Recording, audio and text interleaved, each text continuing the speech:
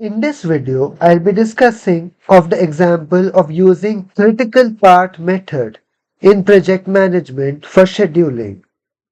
So like if we are given this question which we have to apply critical path method, the first step is we have to draw the network diagram. So if we use the activity or node method for drawing the network diagram, we can show activity A. Activity A leads to activity B, it leads to activity C, then B leads to D, and C leads to E, and D and E lead to F. So we can draw this network diagram like this in the activity or node format. And now we can do the scheduling part to find how long will this project duration take. How long will be the project duration. So for this we could draw in the square format. With the top showing early start, early finish time for each activity and late start, late finish in the bottom as in this notion. So for this, the same question we discussed, first we will write the durations of each activity. So here as we are given, activity A takes 4 weeks. So 4 weeks. Activity B takes 8 weeks. 8. Activity C 3 weeks. Activity D 2 weeks. Activity E 3 weeks. And finally activity F 10 weeks. So we have completed the first, filled the estimate time. Now we do forward pass. The forward pass is to find the early start and early finish time for each activity which is in the top portion of this squares. So in this we assume the earliest start of the first activity is 0. Naturally, the earliest we can start the first activity is 0 weeks. That's the beginning of this activity. And earliest we can finish it is 0 plus 4, the duration, 4. Because it takes 4 weeks to complete activity A. Earliest I can start is 0 weeks, earliest I can finish is 4 weeks. Now, when can I start B and C earliest? Naturally, 4 weeks each. We can start B after 4 weeks, C after 4 weeks, whenever A completes. How earliest we can finish activity B? Now, this is 4 plus 8.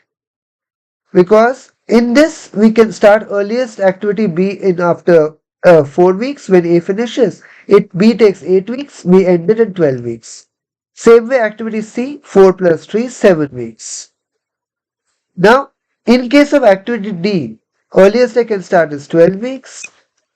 Earliest it finishes is 14 weeks, 12 plus 2. Earliest activity E can start, 7 weeks. Earliest it can finish, 7 plus 3, 10 weeks. Now, whenever in activity F, as you can see, it is a convergence. Now, which time will I take? Whenever there is a convergence, in case of forward pass, there are two activities leading to another activity, we take whichever is maximum. So, in this 14, as 14 and 10, 14 is larger, we take 14. You can say logic. Activity F can only start after activity D and E ends. So after activity D ends in 14 weeks, then only I can start F. Activity E finishes in 10 weeks, but activity D is not yet over.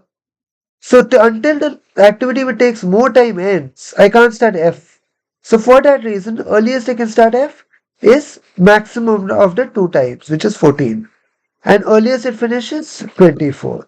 This also gives you the project duration. It will take 24 weeks to complete this particular project. So this is what forward pass has given us, one part of the solution.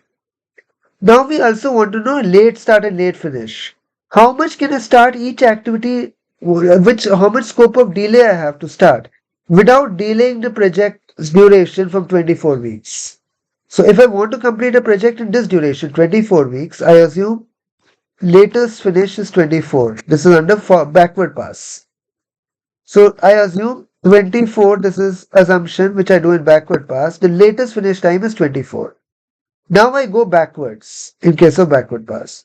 How much latest I can start? 24 minus 10, 14. When can I start E latest? Naturally F whenever, so it has 14, here 14. As you can see here, it's now changed. In activity E, it finishes early, finishes 10 weeks. But I have a scope of delay because anyway activity F cannot start until 14 weeks. If I want, I can little bit delay activity E without delaying the entire project. So this is what I can see here by the late finish time. Now again go backwards. So D, when is the latest I can start? 12. E, when I can latest I can start? 11. 14 minus 3, that is 11. Same way now go backwards. This will become 12, the latest finish of V, and this will go 11. Now in this case, 12 minus 8, 4. So this is 4, and this is 9, 8, 8. Now if I go backwards, then here, now in convergence again is a convergence here. Whenever there is a convergence in backward pass, we do the opposite. We take the minimum value, which is 4. So because I cannot delay A any more longer because otherwise B will get delayed. So it will be 4. And when can finish is 0. This is the backward pass we have completed. We have got a late and start and late finish times.